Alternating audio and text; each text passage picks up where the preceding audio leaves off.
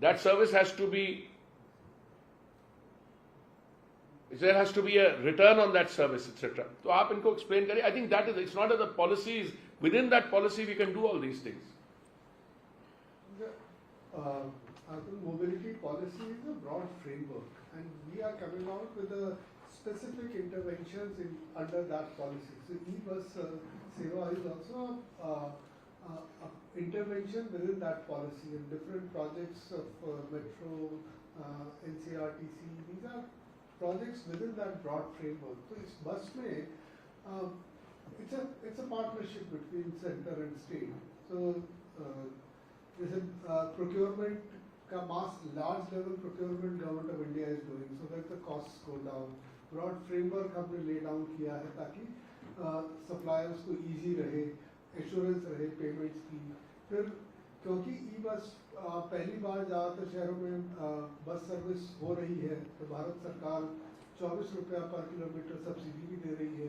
चलानी state government को है, बस तो भारत सरकार चला नहीं सकती है, बस शहर या स्टेट गवर्नमेंट की एंटिटीज बस चला रही है. तो ये कि पार्टनरशिप है जिसमें लेंडर्स हैं, स्टेट गवर्नमेंट है, शहर हैं, भारत सरकार है, OEMs हैं जो ये बसें बना रहे हैं. तो ये पूरा फ्रेमवर्क भारत सरकार इनेबल कर रही है इसी policy. There's a please. Yes, sir. First of all, thank you so much for bringing focus back on buses in the last few years. It's just so heartening. I want to say one thing. This e-bus seva, we are not, in fact, I work in bus industry for the last 10 years. We are the service provider for some 15,000 buses across country, 50 cities, including all of Bombay. We also are last mile in Bombay across bus stops with e-bikes. What I wanted to say was, so the e-bus seva, you've done a great job of shifting subsidy from a capex to OPEX. It's fantastic because that's what is really needed. There are two things I want to say. One, the bus comes on the road after the tender, but bus is still not disguised many a times. Bus is not disguised. So, for example, still the bus is not live track.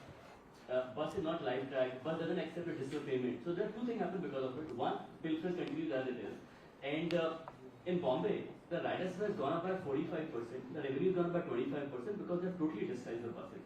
So if we disguise the bus, not only the ridership and the collection will go up, the other thing is the way you give a subsidy on per kilometer, that's get accountable. Because then you know the kilometer was served actually to serve a passenger. It was a trip, not a dead kilometer from a what station. All the points you're mentioning were very much part of our internal discussions when we did this. Okay. All of them.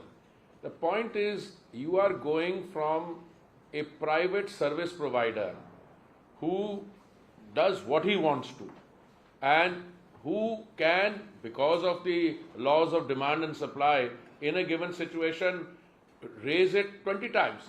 You're going from that system to one in which central government is assuming a responsibility for providing some capital expenditure, state government has to become this thing. Now, all these considerations were looked at. If you make it only digitized, there are a lot of people who will not be able to get on a bus. No, just listen to me. I'm saying. So I think I'll request Secretary to explain this. Whenever you devise a scheme, you can't say, my grandmother had a bad experience or there something went wrong, therefore I can't disguise it. Many of these things also require behavioral change. In any urban intervention that you do, the behavioral change is very central to it. So आप जरा बताइए इनका how we are planning to. One of the mandatory components in our scheme is adoption of integrated traffic management system, and each bus will have a GPS and ITMS हम deploy कर रहे हैं. तो जो बस कितना move कर रही है, कैसे move कर रही है, अभी कहाँ पे है हर बस, ये सारा ITMS का part है. दूसरा और खास करके आपने बोला कि वो सब्सिडी ले लेगा, वो अपना 6 किलोमीटर कहीं और चला देगा, ऐसा नहीं हो सकता. Not in the scheme we are devising. We are providing support to all urban bus services, whether under e-bus seva or something else, for shifting to a AFC and a digital payment system. So जो जैसे metro में AFC automatic fare collection system होता है, उसका card होता है, तो same support we provide to all buses in urban area across the country, चाहे वो BEST की हो, चाहे DTC की हो, चाहे वो इलेक्ट्रिक हो या डीजल हो या CNG हो, ताकि ये shift to digital payment, a modern digital payment, क्योंकि सरकारी सिस्टम में लीकेज भी होता है, सब तरह की चीज़ें होती हैं.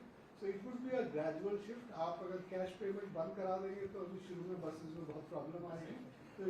So we are enabling. Kunal from PTITS. Good sir, thank you so much for having us. You mentioned about 895 kilometer operational length of metro at present in India and about 7 more cities. Could you just share us data, sir? What is the length of metro under construction in the remaining cities? Yeah, I'll give you. I have the precise figure. Only thing it keeps changing. There are 965. Yeah. 965, sir. अभी जो हुआ है ना उसके साथ now it's 895 plus 965.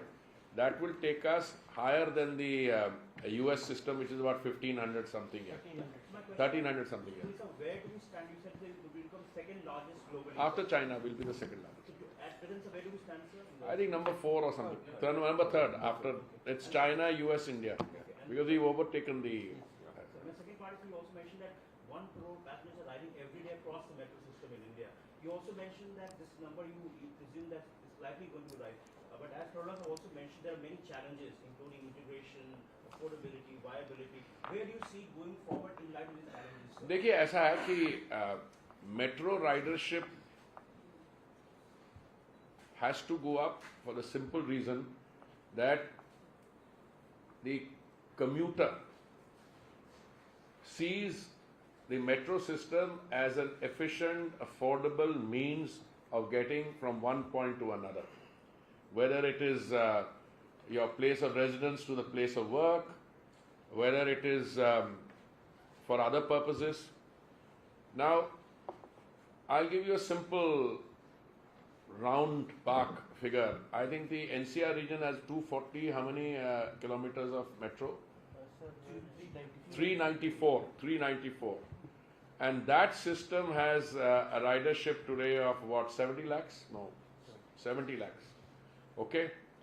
And let's say you take the other bigger systems. Okay? When I became minister in 2017, one of the major concerns used to be आप metro system तो बनाए जा रहे हैं, इनकी viability in terms of ridership होगी, will you be able to pay back the loan? Frankly, that's not really a concern. Some of the new ones, yes, because they've just started. For instance, Delhi Meerut, when the RRTS goes, when it's functional, I have no doubt that people will prefer to take this 50-minute ride by the metro, by the RRTS, rather than spend 3 hours, and by that time the commuting time may go up. But if you expect that the viability issue will be resolved just by this first 18 kilometers that we have done, and those 10,000 people who have done this more out of curiosity, it's not going to be done. So you need each one a gestation period. All right. Bangalore metro, all the other major cities metro, the ridership is going up. And there are very good reasons for the ridership goes up. One is if there is congestion or other challenges in the alternate system, that is an encouragement. Number two, can the metro system maintain its quality of service? That's a very important. You need to, maintain stock. You need to maintain your systems and their overall efficiency. That's it. But so my point is that 1 crore as of now, even under the existing 895 kilometers, is 1,000 crore. 1 crore a day will go up. Even under it. But when you are adding more lines, then you are obviously not only just doubling it, but there is a geometric thing which goes up. My reading is, I used to have these conversations when I was civil aviation minister as well.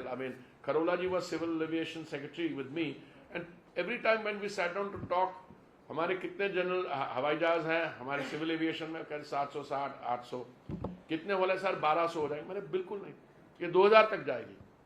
अगर ये system अगर आप 4 साल में एक नया कर देते हैं, आप 27 शहरों में पहुंच जाते हैं, तो you are looking at daily ridership many times of what it is today, because there are good reasons for it, because you are connecting some of the trunk routes, and most people, for instance, if you have to catch a flight and you've got reasonably good last mile connectivity, and that becomes important. You go from wherever you are living to the metro station and you take the airport line, you come get off right at the airport, then you got other facilities being added. So I think the behavioral change in shifting to the metro is in evidence. Just Yes, I can move to Sivash, Economic Times. Yes, please. Suresh from Economic Times, sir. My first question is regarding green hydrogen. As we shift towards green hydrogen, what are the challenges you think there are, especially in terms of affordability? And second would be, sir, regarding non-motorized transport. Non-motorized transport in the sense cycles and pedestrians. What are we doing about it? Because a lot of people prefer walking or taking pedestrians or something. So what we are doing a lot on both. Now let me start with non-motorized transport. So I had actually one more question. Sorry, please, yeah. And another question, sir, regarding affordability and viability. How do we strike a balance between affordability and viability? Since one of the speakers said it's a challenge in a lot of straight transport corporations. No, I think what Pradeep was addressing the issue in terms of a challenge if it was a classroom this thing.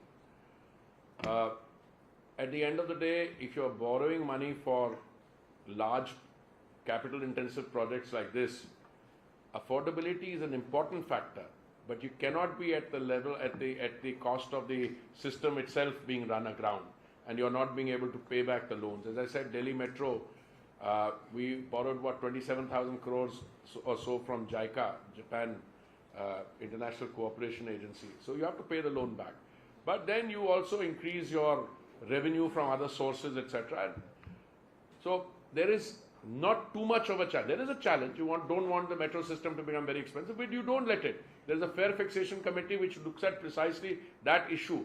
I mean, that the result. I mean, in Delhi Metro, we didn't have a fare fixation committee for 8 years. So when the fare fixation committee was established, they decided to do it in 2 segments. I think April, May of 2017 and the second one in October.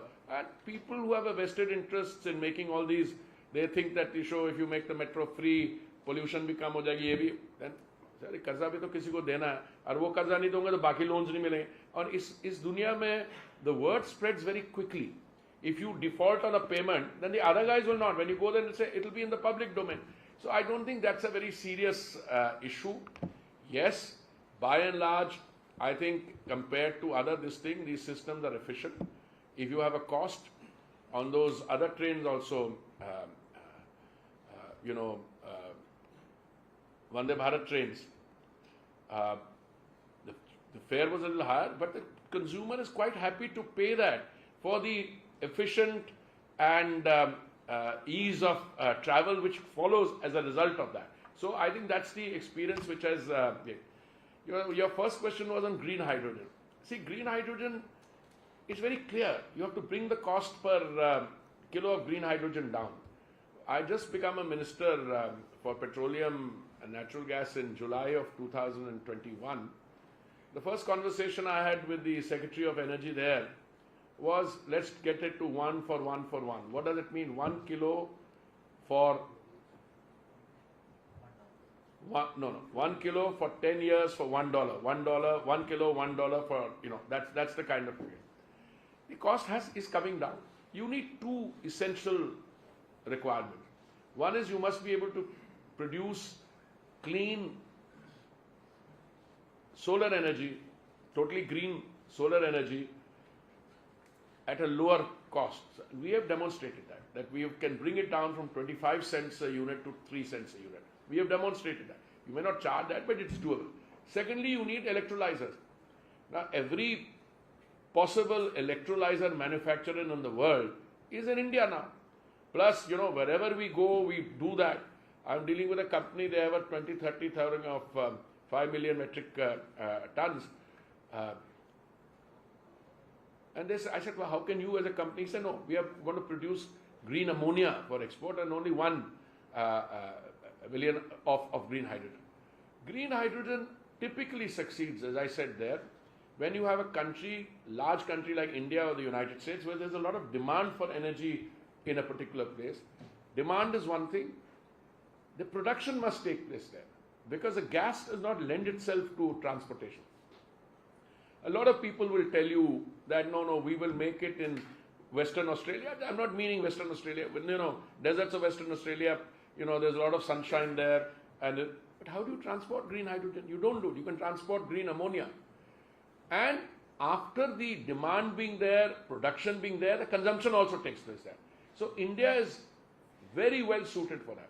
And when I take a monthly meeting on green hydrogen, in which we have not only our OMCs, which are devoting their refineries to green hydrogen. One of our companies has, I think, 11. I think 2 refineries are already on devoted to green hydrogen. I'm encouraging others.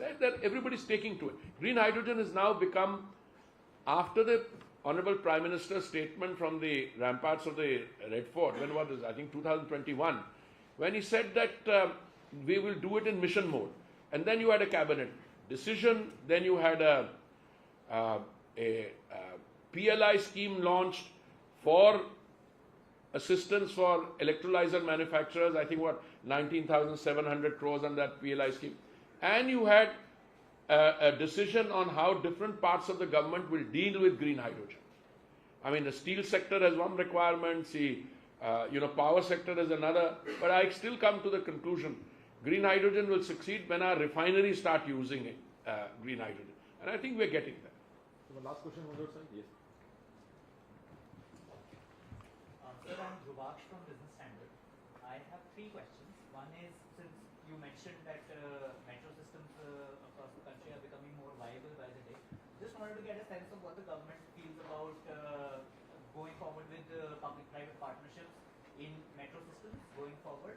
A sub-question to that is about Reliance Infrastructure, the court case that's currently going on.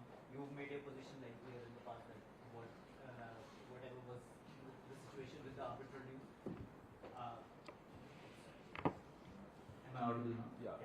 So, just wanted to understand what the perspective is on the arbitral dues to Reliance Infrastructure. I don't discuss court cases through press conferences. Sure. We have filed a curative and that's what it is, so I don't discuss court cases here, Right. number 1. Number 2, insofar as, what was the first question?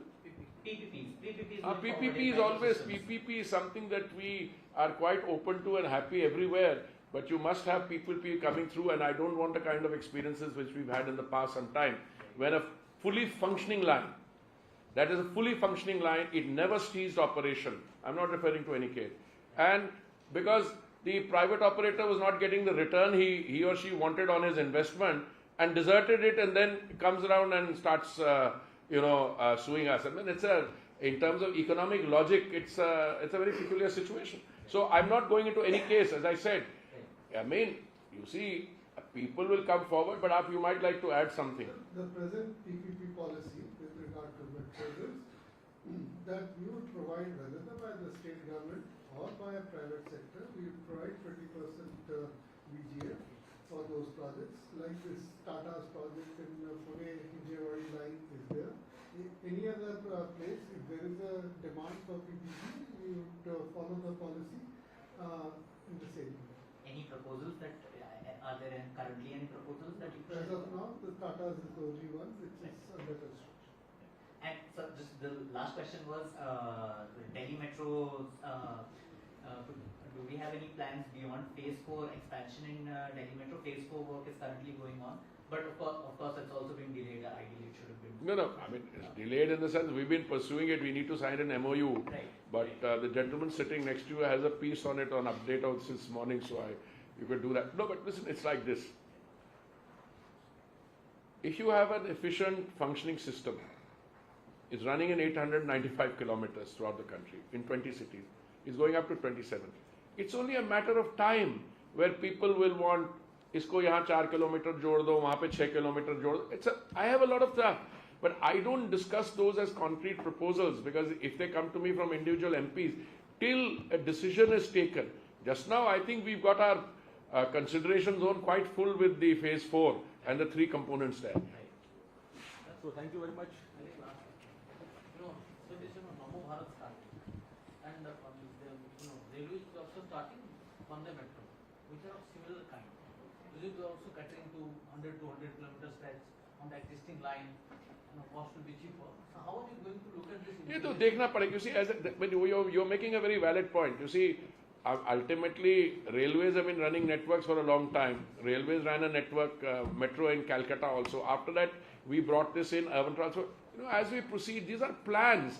At some stage, you'll have to look at how you have so many metro companies, you have railways, so on. So all that, those are issues which will be addressed.